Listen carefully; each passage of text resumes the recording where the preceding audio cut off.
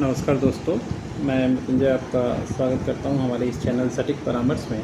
और देखिए, कर्नाटका में शराब के ऊपर एक नया तरीके का टैक्स या टैक्सेशन सिस्टम बोलिए जो चालू हुआ है, जिससे वहां के लोगों को लग रहा है कि जो भी शराब का कॉस्ट है वो कम हो जाएगा और टैक्स कम हो जाएगा।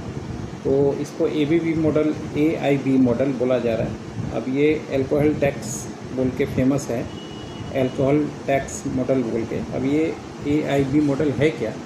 कि कर्नाटका सरकार ने ये नया अनाउंसमेंट जारी किया है कि जो भी मान लीजिए सरकारी चीज़ है, अब राज्य में शराब पर टैक्स उसकी कीमत नहीं बल्कि उसमें मौजूदा अल्कोहल की मात्रा के आधार पर तय होगा।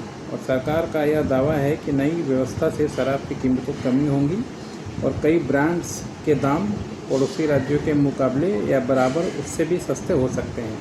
अब इससे मतलब क्या है, पहले क्या होता था, जो टैक्स लगता था, जो उसका MRP होता था या मान लीजिए जो भी सिस्टम होता था प्राइसिंग का, उसके ऊपर टैक्स लगता था। स्टेट गवर्नमेंट अपना जो टैक्स लगाती थी और सेंट्रल एक्साइज ये सब वगैरह इसमें लगता है।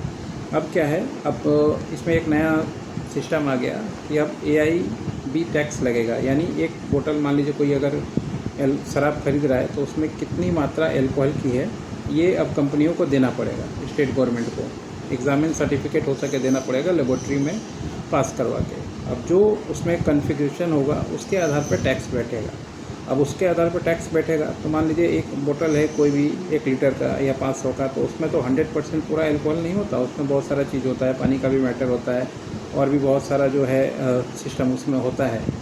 तो उसके आधार पर टैक्स बैठेगा। तो ऑटोमेटिक है कि बड़ी ब्रांड, जो मान लीजिए बड़ी कीमतें वाली ब्रांड है, जो ब्रांडिंग के दम पे पैसा कमाते थे, तो उनके लिए थोड़ा सा दिक्कत होगा कि वो लोग अब उनको जब देना पड़ेगा कि कितना उसमें अल्कोहल है, तो उसमें टैक्स भी कम होगा।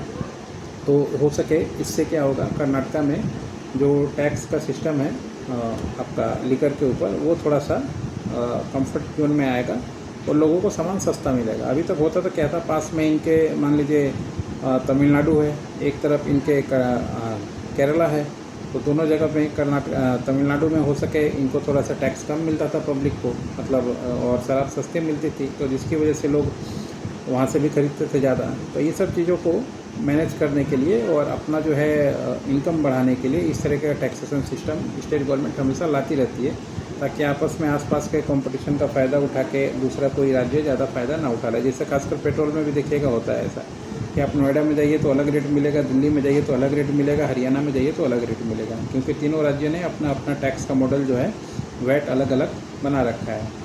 तो ये एक नया अनाउंसमेंट है कर्नाटका गवर्नमेंट का। अब देखते हैं कि इससे उनको क्या फ़र्क पड़ेगा। हो सके उनका क्या है कि टैक्स ज़्यादा था तो सेल कम होता था, तो सेल कम होता था तो टैक्स भी कम मिलेगा, तो इस वजह से उनको नुकसान पहुंचता था। अब मान लीजिए अगर टैक्स कम होगा तो कोई दूसरे राज्य नहीं जाएगा आसपास, वहीं से खरीदेगा, तो इनकी बिक्री बढ़ेगी और बिक्री बढ़ेगी तो टैक्स इनको ऐसे ही ज़्यादा मिलेगा। तो ये सब इकोनॉमिक्स का फॉर्म होता है कि जब मान लीजिए डिमांड बढ़ेगा इनका, तो फ़ायदा इनको अपने आप मिलना चालू हो जाएगा। इस तरीके से अपने राजस्व को बढ़ाने के लिए या अपने इनकम को बढ़ाने के लिए सरकारें जो है हमेशा इस तरह की पॉलिसी लागू करती रहती हैं। आपने देखा था दिल्ली में शराब पॉलिसी, लिकर पॉलिसी कितना फेमस हुआ था जब अरविंद केजरीवाल आए थे, और उसके लिए उनको जेल भी जाना पड़ा। मगर वही जब रेखा गुप्ता CM बनी और BJP की गवर्नमेंट बनी, तो पिछली बार आपने देखा कि होली के दिन भी जो ड्राई डे होता है उस दिन भी शराब की दुकानें खुली होती हैं। तो कोई भी सरकार अपना इनकम बढ़ाने के लिए फार्मूला कुछ अलग पेश करती है, और जब गवर्नमेंट में आ जाती है तो सरकार चलाने के लिए तो आपको पैसा चाहिए, फिर उसके लिए जो जो काम वो दूसरे के लिए बाधा देती थी वही सब काम देखिएगा वो गवर्नमेंट करती है। तो ये एक एनालिसिस है जो बताया आपको, क्योंकि हम लोग हमेशा बार या मान लीजिए लिकर लाइसेंस या ऐसे सब्जेक्ट के ऊपर कंसल्टिंग करते रहते हैं कि लाइसेंस कैसे मिलेगा, कहाँ से मिलेगा, ये क्या बिजनेस आप कीजिएगा तो फ़ायदा होगा, नुकसान वाला सारा चीज़। तो इसलिए ये एनालिसिस आपको दिया हम लोगों ने।